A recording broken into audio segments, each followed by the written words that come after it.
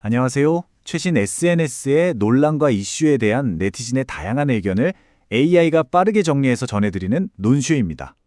오늘의 이야기는요, 다주택자들이 이익을 볼 수 없게 만들겠다. 만약에 한 나라의 대통령이 SNS에 이런 선전포고를 직접 올린다면 과연 어떤 일이 벌어질까요? 네, 바로 단 하나의 게시물로 대한민국을 뒤흔든 대통령의 부동산 전쟁 이야기입니다. 다주택자들이 이익을 볼 수 없는 상황을 만들겠습니다. 여러분, 한번 생각해 보세요. 한 나라의 대통령이 자신의 SNS 계정에 직접 바로 이 문장을 올린 겁니다. 이 한 줄이 온라인 여론에 그야말로 불을 비췄죠.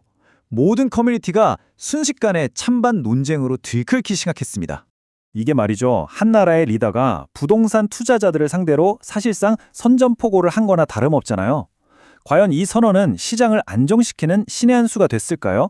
아니면 더 큰 혼란을 불러오는 불씨가 됐을까요?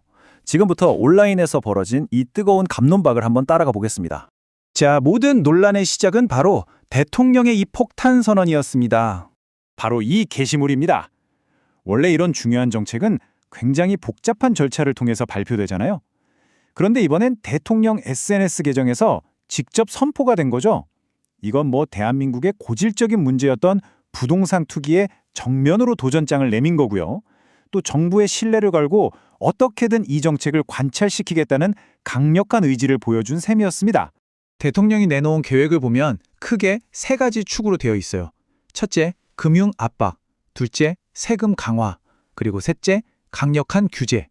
이 세 가지를 아주 촘촘하게 엮어서요. 아예 다주택을 가지고 있는 것 자체가 이익이 아니라 손해가 되도록 만들겠다. 이런 종합 전략이었던 거죠. 아니 근데 도대체 부동산 문제가 뭐길래 대한민국에서 이렇게까지 민감한 주제일까요? 그 배경에는요, 아주 오래된 문제가 자리 잡고 있습니다.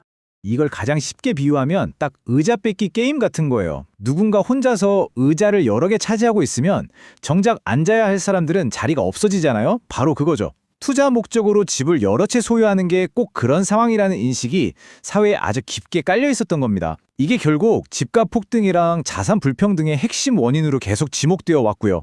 네, 바로 이런 분위기 속에서 대통령의 선언은 사실상 다주택과의 전쟁을 공식적으로 선포한 셈이었습니다.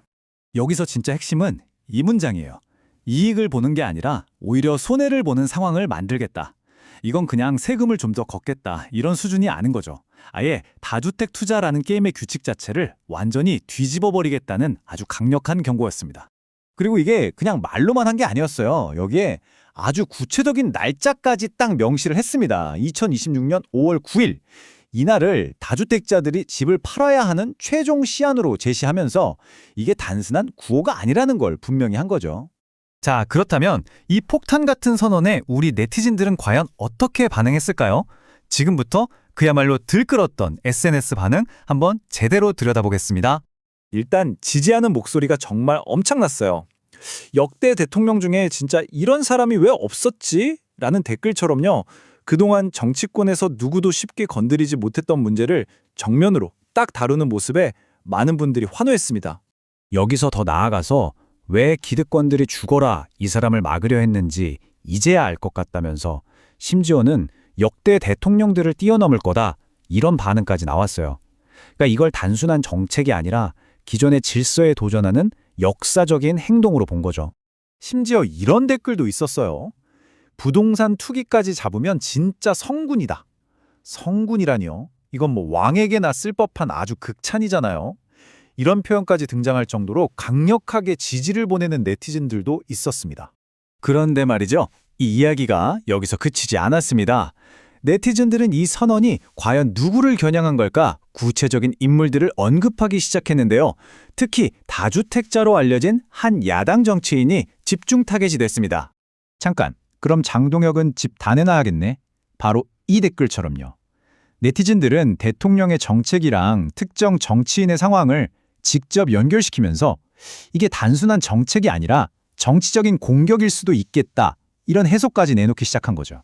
물론 온라인 토론이 한쪽으로만 쏠린 건 아니었습니다. 이번에야말로 진짜 투기꾼들 잡을 수 있겠다. 이런 긍정적인 전망이 있었던 반면에 결국 가족한테 명의만 바꾸는 식으로 다 빠져나갈 걸 하면서 좀 회의적으로 보는 네티즌들도 굉장히 많았습니다. 한편으론 이런 좀 냉소적인 반응도 있었는데요. 대통령이 살던 집이라고 너도 나도 사려고 줄 설 거다. 나중에 프리미엄 붙을 듯.